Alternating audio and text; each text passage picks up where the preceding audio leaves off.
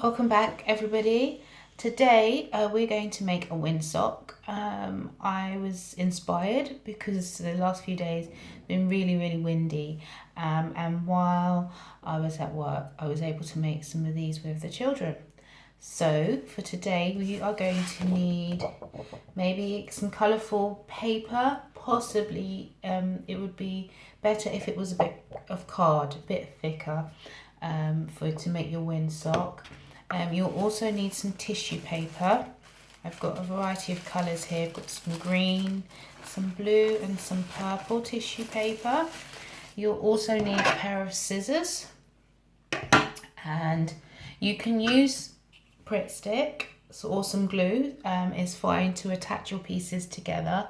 For the purpose of today, I'm going to just use sellotape just so you can see the end product before it's dried. If you use glue, you'll obviously have to wait a little bit for your windsock to dry before you can put it out in the wind, or before you hang it up in a room where it will be able to blow in the wind. So the first thing we're going to do is take our piece of paper, and I'm going to cut about 2 inches in. I'm going to draw a line right across here and then cut all the way along the line. So I'm just going to get a nice straight line and draw across along the line. If you use a ruler, please use a ruler. I wasn't able to find one today. So as you can see, I've got my line here, and I'm just going to cut all the way along that line.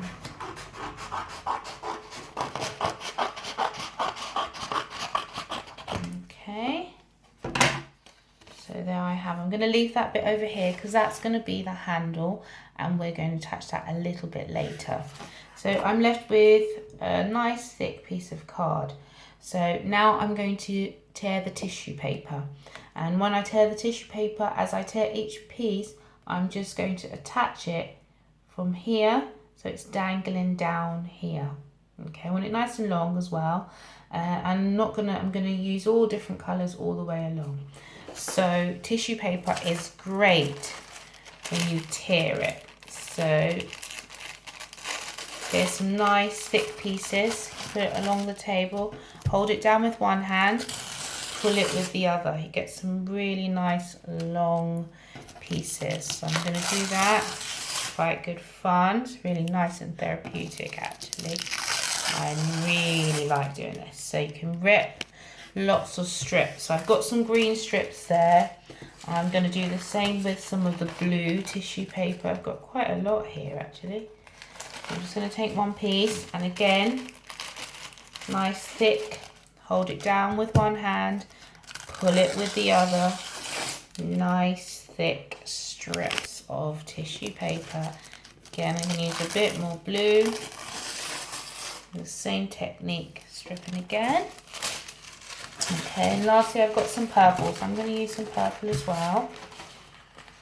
Nice. My favourite colour there. And again, do the same. So hold it down with one hand and pull back towards you. And there I've got purple. I'm just going to do 2 purple strips because I've actually got quite a lot of strips of paper here. So they're all my strips of paper to show you here. Okay, so they're lined up. Now you could take the Pritt stick, the glue stick, and you could make a nice line along there, just along here. And just press down each strip, just along the glue where you've glued it. Okay. You can make a pattern of colours. I've got green, purple, blue, green, purple, blue. I made a sequence with my colours here. Okay, they fit all the way along, so it's all fit in there. Now, I am going to curl this into a cone shape. So I'm going to need to just lie it flat to do that bit. I'm just going to press those on a bit more. Now, if you do use sellotape, you just line the tissue paper along and then you would just use a strip of sticky tape and hold all those pieces of tissue paper in place like that. So I've used both so you can see how to use both, but you can use one or the other, okay? So now I'm going to just curl the paper round so that instead of a flat piece of card, I now have a cylinder shape. So I made a nice tube.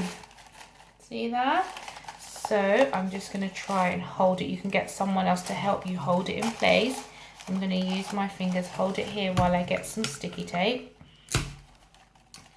And just attach the tape to the edge here so that it's nice and secure and it won't unravel itself. I'm going to put about 3 bits all the way along. I put one at the beginning, one in the middle, and one at the end. And there's my tube. So back to the piece that we cut earlier on, which is going to make the handle. It's actually a bit too wide, so I'm going to, and a bit too long. So I'm going to fold this in half. And I'm going to cut it where my fold is. Just going to cut along the fold. Also going to cut it in half the other way so that it's narrower, thinner. So I'm going to fold it in half the other way. Okay, and then I'm going to cut along my fold that way. So there's a fold. Can you see the crease? I'm just going to cut all the way along that line. So I have about this much card, just enough to, so I'm going to attach on this side of the tube. Using a bit of sticky tape to hold it on that side. Then I'm going to bend it into a loop. You see? That way, like a semicircle, a half circle. And I am going to attach it on the other side of the tube. It has a nice handle like that. Okay. Then I can hang it on I could also attach a piece of string if I want it to make it longer or make a longer handle. And if I just hang this up near a window or in any room where the windows are open, you'll be able to see this flying very colourfully in the wind. You can also decorate this part of your windsock, colour it, make it nice and colourful. Use whatever you like to decorate it. Stickers are good. Yeah, you can use some felt pens, some paint even, draw a nice face on it. I might make mine a nice smiley faced windsock. So I'm going to put mine in the garden so that it will cheer me up on those windy days. I see all those beautiful colours blowing in the wind, and you can get different colour tissue paper and make lots of colourful things. Okay, enjoy. Bye. Have a go.